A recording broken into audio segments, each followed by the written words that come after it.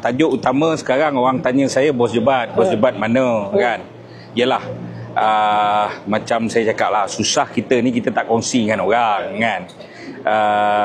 Jadi macam saya betul orang tengok saya kulu kilir apa semua, tapi saya ada kerja saya ada berniaga saya kan.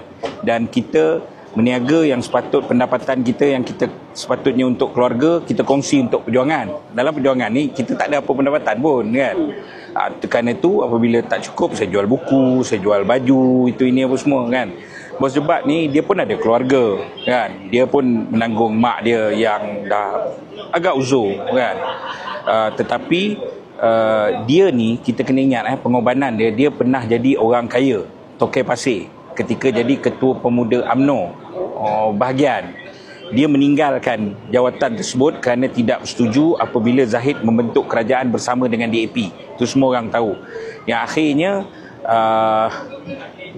dia terpaksa juga bergelut dengan masalah kehidupan, yang akhirnya setelah kita bincang, dia sekarang ni kerja full time.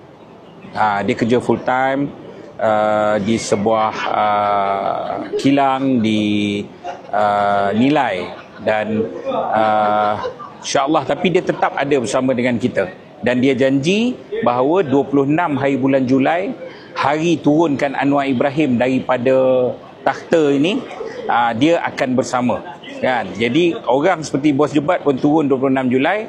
Jadi semua orang, kalau ada pemimpin yang ada alasan tak nak turun 26 Julai, saya tak faham lah. Yang kecil hati tu.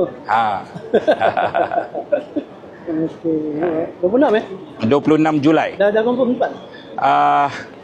Saya rasa kita namakan di Kuala Lumpur, dan kalau semua orang turun lebih besar daripada ISET, kita tak payah nama tempat lah. Orang tahulah kat mana nanti.